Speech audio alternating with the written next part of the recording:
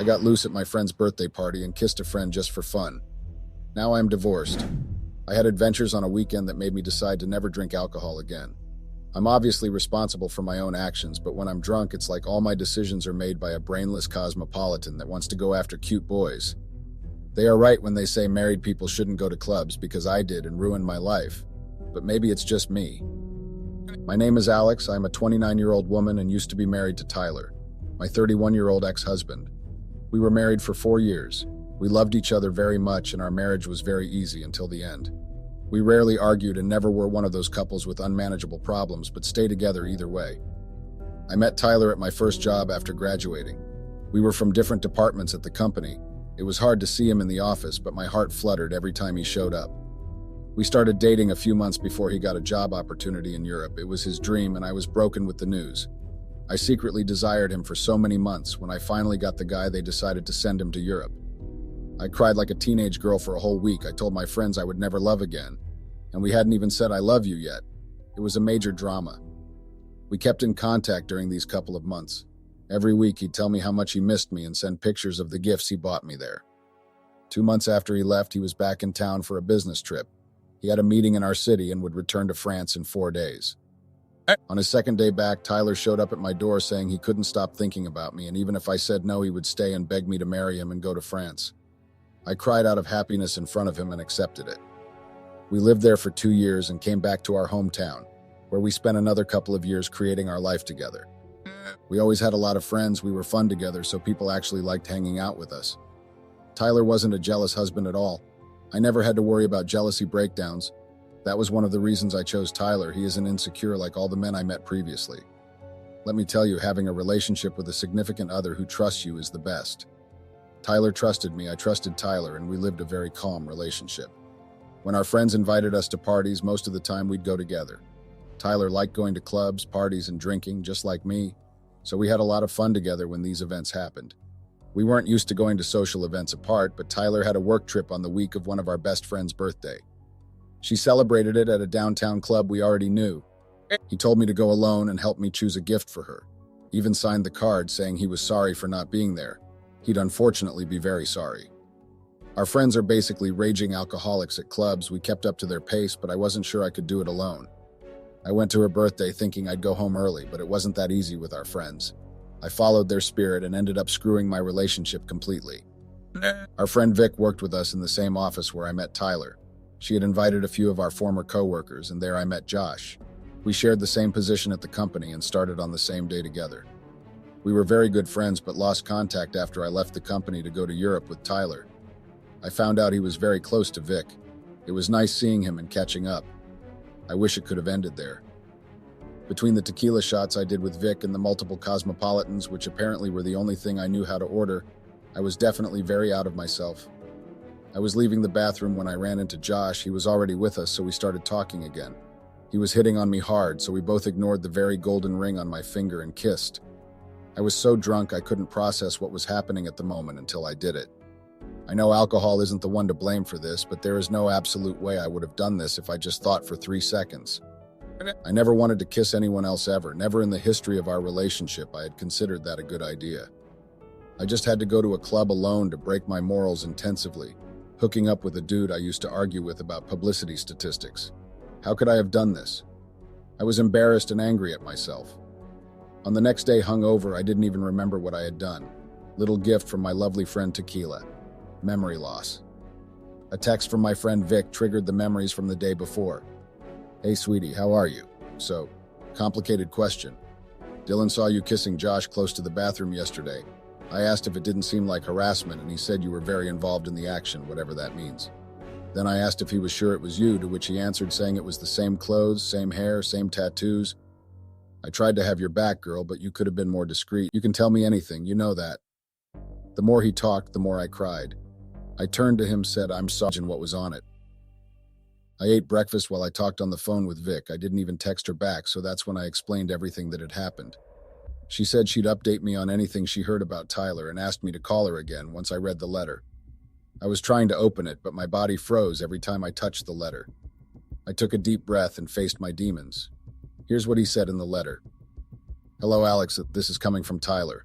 I spent the night awake thinking about our conversation. I felt this is the best way to do this. This way I can explain exactly what I'm feeling without letting you make me doubt my decision. I called Dylan when I got to my parents. You said he knew about it and you wanted to tell me what happened before he did. Thank you for your honesty. Talking to him just made me sad, so I decided to try to get some sleep. It didn't work, that's why I'm writing this letter to you. You were honest about your mistake, so I'm being honest with you now because I owe it to you as your husband. You deserve to know how I'm feeling. This letter is my last offer of vulnerability. I hope you understand all my reasons. In our vows, we promised to be faithful and honest to each other. These vows are a very important part of a marriage, a part I didn't even question or think about until now. I always trusted you to the fullest. I promised myself I wouldn't be a toxic husband who is always tracking you and controlling every move or decision you make. It wasn't an effort to trust you. I just did it naturally because I loved you.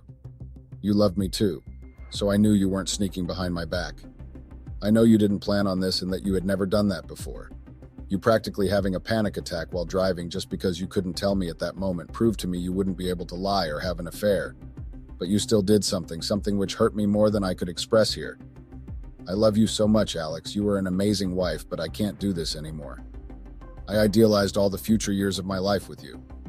I pictured us having our first kid together while you freaked out about being a mom. I would calm you down and show you it's okay not to know things, because it is our first time.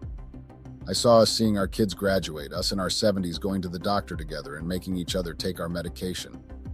God, I had so much hope for our future. You could have done worse. There are 1,000 ways you could have hurt me more. Maybe a kiss isn't the worst kind of cheating.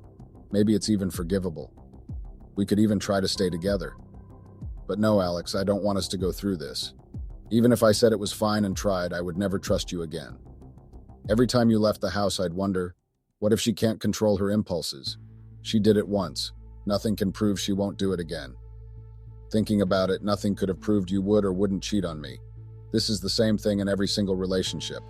The only thing keeping people in relationships at ease, knowing their spouses won't cheat on them, is trust. There's nothing I can try to do if I don't trust you. What am I supposed to do? Lock you in our room and just let you out when you're with me? I promise you, Alex, never in my life I'll be that kind of person. I'd rather end a relationship with dignity than having to obsess over every move you take. Life is too short for that. You could say I can learn how to trust you again, but I shouldn't have to learn something natural of a relationship, and especially something that got lost because of your actions. Even with everything I'm saying, I do not believe the decisions you made in Vic's party define you as a person. It was a mistake, just one I can't forgive. I'm sorry for saying this over a letter. Either way, we'll have to see each other during our divorce. So you'll be able to see me if that's what you want. I'm not forgiving you. Don't consider this a closure letter. Well, it is, but only to me.